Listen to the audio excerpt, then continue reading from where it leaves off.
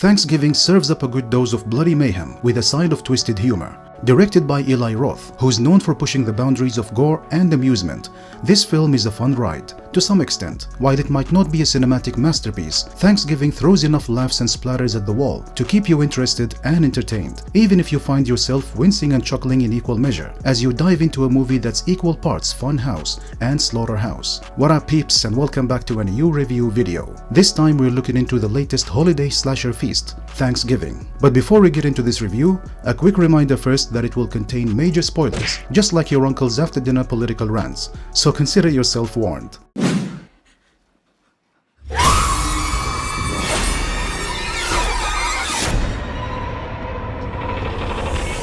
Thanksgiving throws you headfirst into a Black Friday frenzy gone hilariously and horrifically wrong. From the get-go, the film embraces a gleefully chaotic energy, shoving you into the mosh pit of consumerism at its most absurd, witnessing the unhinged desperation for deals, the stampede-like madness, and the general disregard for human decency is both shocking and side-splittingly funny. It's like watching society melt down in real time, served with a heaping helping of dark humor.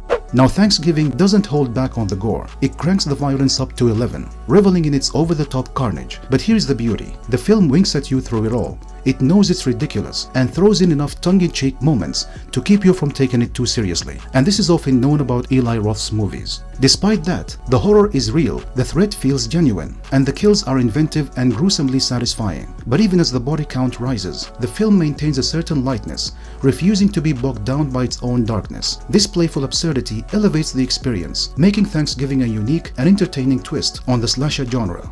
Knowing it's a slasher, you enter the familiar territory of jump scares, predictable character deaths, and a race against time. And this movie ticks these boxes, offering some gruesome fun, but ultimately falters in the aspect that usually elevates a good slasher, the killer reveal.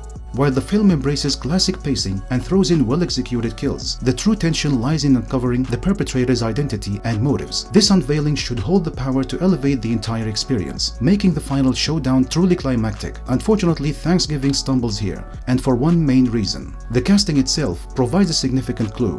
Patrick Dempsey, the film's most recognizable actor, at least for me anyway, instantly raises suspicion.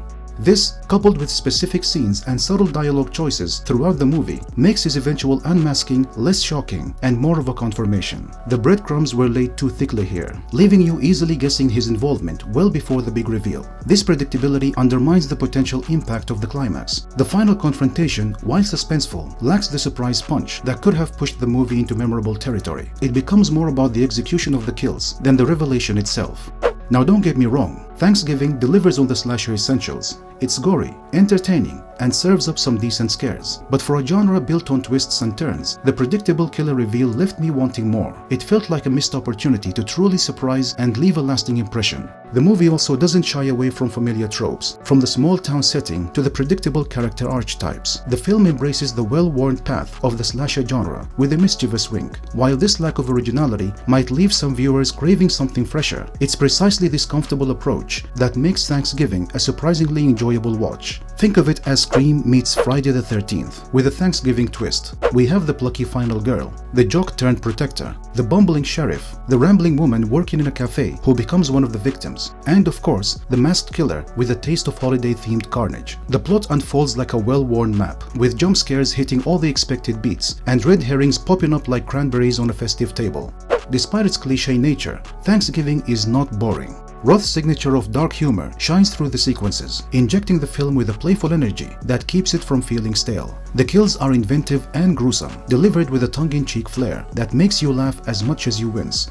Ultimately, Thanksgiving isn't a film that will rewrite the horror rulebook. It's a popcorn flick, plain and simple, designed to deliver a good dose of holiday-themed chills without overstaying its welcome. Therefore, for my final score, I would give it 5.5 out of 10. It's a little above average and will not waste your time, especially if you're a horror fan. In the end, let me know, what did y'all think about this one, and how much would you rate it for yourself? Share your thoughts in the comments below, and I would very much like to read what you have to say about it. And until I see y'all in the next video, thank you very much for watching, have a splendid day, and peace out.